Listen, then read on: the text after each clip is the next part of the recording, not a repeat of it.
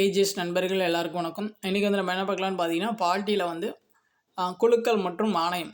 So இந்த ரிலேட்டடாக வந்து இதுக்கு முன்னாடி டிஎன்பிஎஸ்சி எக்ஸாமில் வந்து என்ன மாதிரி கொஷின்ஸ்லாம் வந்து கேட்டிருக்காங்க அப்படின்னு சொல்லிட்டு நம்ம ப்ரீவியஸ் இயர் கொஷின்ஸ் வந்து பார்க்கலாம். இது பார்த்தீங்கன்னா பார்ட் 2 வீடியோ. ஆல்ரெடி பார்த்தீங்கன்னா பார்ட் 1 வீடியோ வந்து நம்ம கொடுத்துருக்கோம். சப்போஸ் வந்து இந்த டாப்பிக்கில் வந்து பார்ட் 1 வீடியோ வந்து நம்ம கொடுத்துருக்கோம். சப்போஸ் பார்க்காதவங்க நம்ம சேனல் பிளேலிஸ்ட்டில் வந்து அப்டேட் பண்ணியிருக்கேன். ஆல்ரெடி பார்த்தீங்கன்னா நம்ம டாபிக்கே இந்த ப்ரீவியஸ் இயர் கொஷின்ஸ் வந்து அப்டேட் பண்ணி கொடுத்துட்ருக்கோம். நம்ம சேனல் பிளேலிஸ்ட்டில் பார்த்தீங்கன்னா ஸோ ரீசெண்டாக ஆட் பண்ண வீடியோஸில் பார்த்தீங்கன்னா இருக்கும். நீங்கள் செக் பண்ணி பார்த்துக்கலாம். ஒவ்வொரு சப்ஜெக்ட்டுக்கும் வந்து நான் தனியாக வந்து நம்ம ப்ரீவியஸ் இயர் கொஷின்ஸ் வந்து அப்டேட் பண்ணி கொடுத்துருக்கோம். பாலிட்டியில் ப்ரீவியஸ் இயர் கொஷினில் போய் பாருங்கள். இதுக்கு முன்னாடி அப்டேட் பண்ண வீடியோஸ் எல்லாமே இருக்கும். நீங்கள் செக் பண்ணி பார்த்துக்கலாம். சரிங்களா? சரி, வாங்க பார்க்கலாம். நம்மளோட சேனல் சப்ஸ்கிரைப் பண்ணாங்க, கொஞ்சம் சப்ஸ்கிரைப் பண்ணி ஃபாலோ பண்ணி வச்சுக்கோங்க. ஃபர்ஸ்ட் கொஷின் பாருங்கள். காக்கா கலேல்கர் ஆணையம் எதனுடன் வந்து தொடர்புடையது அப்படின்னு சொல்லி கேட்குறாங்க. ஸோ இதுக்கான ஆன்சர் வந்து ஆப்ஷன் சி, பிற்படுத்தப்பட்டோர் தேசிய ஆணையம். அடுத்து பாருங்கள். கீழ்காண்பனவற்றில் 1985ஆம் ஆண்டு திட்டக்குழுவினால் நிறுவப்பட்ட குழு வந்து எது அப்படின்னு சொல்லி கேட்குறாங்க. அதுக்கான ஆன்சர் வந்து ஆப்ஷன் சி, ஜி.வி.கே. ராவ் குழு. ஸோ உள்ளாட்சி அமைப்புடன் வந்து தொடர்புடையது. 1985 வந்து நிறுவனது. இதுவும் உள்ளாட்சி சம்மந்தப்பட்டது தான். இது நாலுமே பார்த்தீங்கன்னா உள்ளாட்சி அமைப்பு சம்மந்தப்பட்டது தான். 1985 வந்து எது நிறுவனாங்கன்னா ஜி.வி.கே. ராவ் குழு வந்து நிறுவனாங்க. ஸோ அடுத்து பாருங்கள். பொறுத்து வந்து கொடுத்துருக்காங்க.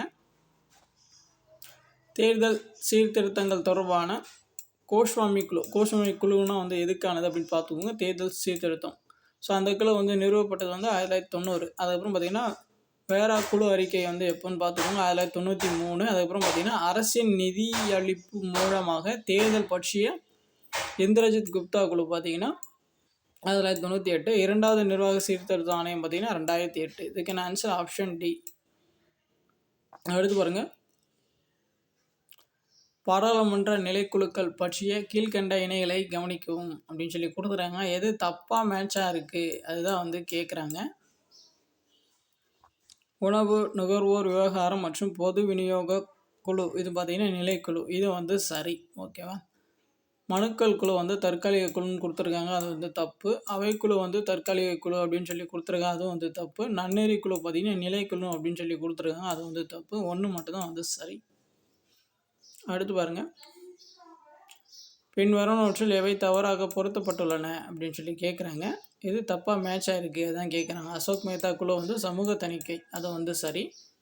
பல்வரந்த மேத்தா குழு பார்த்திங்கன்னா 3 அடுக்கு பஞ்சாயத்து ராஜ் நிறுவனங்கள், அது வந்து சரி.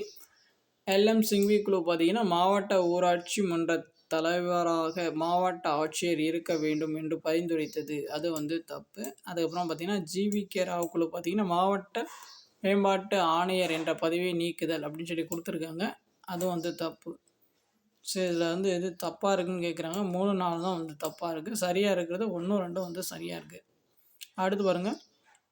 கூற்று காரணம் வந்து கொடுத்துருக்காங்க. கூற்று பாருங்கள். சட்டப்பிரிவு 240 மூலம் தனக்கு வழங்கப்பட்ட அதிகாரத்தின்படி ஜனாதிபதி PM மண்டல் என்பவரை பிற்படுத்தப்பட்ட வகுப்பினருக்கான ஆணையத் தலைவராக நியமித்தார் அப்படின்னு சொல்லி அவங்க கொடுத்துருக்காங்க. காரணம் பார்த்திங்கன்னா இவ்வாணையம் பின்தங்கிய நிலையை தீர்மானிக்க 11 குறிகாட்டிகளை உருவாக்கியது அப்படின்னு சொல்லி கொடுத்துருக்காங்க. அதுக்கான ஆன்சர் பார்த்திங்கன்னா ஆப்ஷன் சி. ஸோ ஏ வந்து தவறு, ஆர் வந்து சரி. ஸோ ஆர்டிக்கல் வந்து 240 வராது. எந்த ஆர்டிக்கல் வந்து வரும் அப்படின்னு சொல்லிட்டு நீங்கள் வந்து கமெண்ட் பண்ணுங்கள். அடுத்து பாருங்கள். ஒரு அரசியல் கட்சி தோற்றுவிக்கப்பட்ட எத்தனை நாட்களுக்குள் இந்திய தேர்தல் ஆணையத்திடம் பதிவு உரிமை பெறுவதற்கான விண்ணப்பித்திருக்க வேண்டும் அப்படின்னு சொல்லி கேட்குறாங்க. அதுக்கான ஆன்சர் வந்து ஆப்ஷன் ஏ, 30 நாட்களுக்குள்ளே நீங்கள் ஒரு அரசியல் கட்சி ஸ்டார்ட் பண்ணிட்டீங்கன்னா நீங்கள் வந்து தேர்தல் ஆணையத்தில் வந்து பதிவு பண்ணணும். அதுக்கான கால வரம்பு பார்த்திங்கன்னா 30 நாளுக்குள்ளே வந்து நீங்கள் பதிவு பண்ணணும். அடுத்து பாருங்கள். பொதுத்துறை வங்கிகளின் லாபகரத்தை மதிப்பீடு செய்வதற்காக அமைக்கப்பட்ட குழு வந்து எதுன்னு கேட்குறாங்க. அதுக்கான ஆன்சர் ஆப்ஷன் பி, நரசிம்மம் குழு. அடுத்து பாருங்கள். பின்வருவனவற்றுள் எது தவறான இணைகள் அப்படின்னு சொல்லி கேட்குறாங்க. எது தப்பாக இருக்குதுன்னு கேட்குறாங்க. சந்தானம் குழு வந்து இந்த ஊழல் ஒழிப்பு சம்மந்தப்பட்டது தான் சரி. பல்லுந்திர மேத்தா குழு வந்து உள்ளாட்சி அரசாங்கம், அதுவும் வந்து சரி. எஸ்ஆர் தாஸ் ஆணையம் வந்து மாவட்ட நிர்வாகம் சொல்லி அப்படின்னு கொடுத்துருக்காங்க. அது வந்து தப்பு. சர்க்கரை ஆணையம் வந்து ஊழலுக்கான விசாரணை ஆணையம்னு சொல்லி கொடுத்துருக்காங்க. தப்பு. சர்க்கரை ஆணையம் வந்து மத்திய மாநில உறவுகள். ஸோ தப்பாக இருக்கிறது ஆப்ஷன் சி, 3, 4 தான் வந்து தப்பாக இருக்குது. ஸோ அடுத்து பாருங்கள். தேசிய மனித உரிமைகள் ஆணையம் நிறுவப்பட்ட ஆண்டு வந்து கேட்குறாங்க. அதுக்கான ஆன்சர் ஆப்ஷன் டி, 1993. அடுத்து பாருங்கள், பல்லுறந்த மேத்தா குழுவினை பற்றிய சொற்றொடர்களில் பின்வருவனவற்றில் எவை சரியானவை அப்படின்னு சொல்லி கேட்குறாங்க.